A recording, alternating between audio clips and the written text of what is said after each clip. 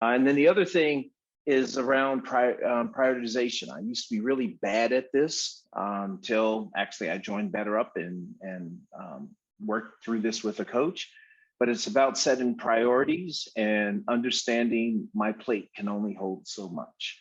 And that's probably the eye opener for me, that has made mental fitness stick.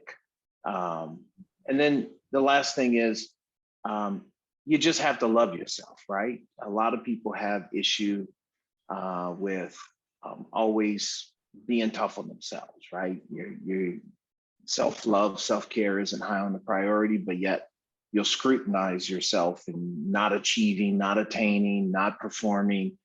Being overwhelmed is almost like a badge of honor.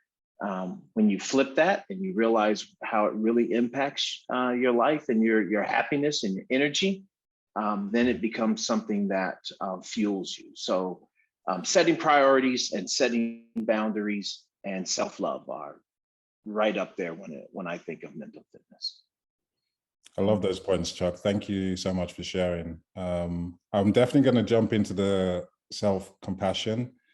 That's the way I kind of termed it, because I think that's definitely been the biggest thing for me and an eye-opener coming through the pandemic. I did my whole person assessment, and weirdly enough, resilience was at the top there. And I was like, I didn't put myself in that, because resilience was always like, you keep pushing. But I actually realized resilience was at the top because I had that self-compassion. I was more kind to myself, especially where I was very relaxed with my expectations. Like I'd still be going in a certain direction, but when things didn't happen, I was quite comfortable in that, okay, it's not going to happen now. I've given it my best. Let's take a break, and tuning into what I needed. And I think that's, hearing you say that is music to my ears, because that's a big part of what we're facing now, is being kind to ourselves in the way we push ourselves. Alawna, I don't know if you wanted to add anything on that point. Yeah, nothing beyond. It's real. It's real. And I think it takes a lot of like self-awareness, and even beyond that, honesty with yourself to be like, actually, do I love me? What do I love about me? And being able to name certain items. And since we're all in this like virtual world too, I have an alert on if all the things I love about myself are task oriented or transaction oriented. Like there's so many other things that make us so beautiful and wonderful outside of like, I really killed that presentation today. Like the deck that I put together was so great. Like, yes, but it was also your influence. It was your enthusiasm. It was your compassion. It was all these other things. So really being able to name like why I am great outside of it being associated with a work or a tangible product is really important. I love that point. Yeah, I've been bringing this mindset of trying to have fun, especially at work, because I find like when you're trying to, did I kill that presentation or was the deck really good? But actually, when I bring the mindset of, did I have fun? Did I connect with the people as much? That helps me with the self-compassion bit, because then you're not worried so much about what was the outcome. You're more worried about how much did you engage with people and how much did you express yourself. Yeah, I was just going to say, the interesting thing is people all often look at self-compassion and relate it to work. Like set work aside. Again, the priority is yourself first, and then your value system, and work is somewhere in there, right? Like you got to get things in order. And I think now some people, work is top of their value system, and that's fine. But for me, it's not at the top of my value system. My value system is what I focus on is my family and my relationships with my wife, et cetera.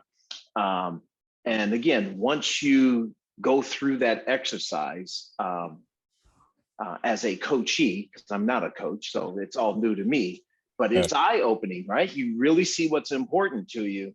And now you're able to look at the prioritization and start to say, well, okay, I need to focus on nature and exercise throughout the week before work.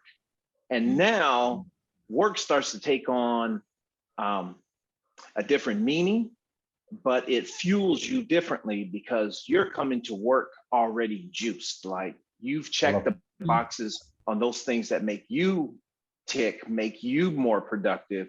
And now when you come to work, that presentation almost seems easier because it's not, I'm trying to fill a void of being out in nature with a presentation.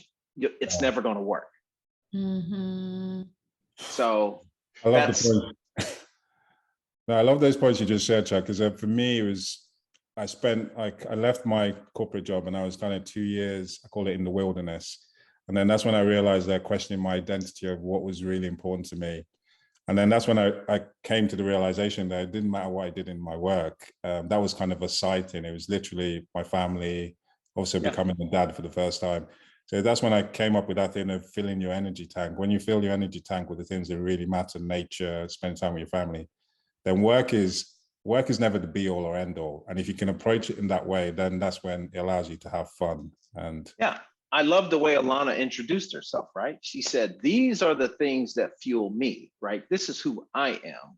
And then, oh, by the way, my day job is better, right? So I'm right there with her. Again, I wish I wasn't in my 50s when I learned that, because life would have been like, totally. I think back on that, like, what if I would have had the mindset I had today when I was in my 20s and my 30s? Like, wow, how would I have amplified or multiplied or exponentially grown over that same time period?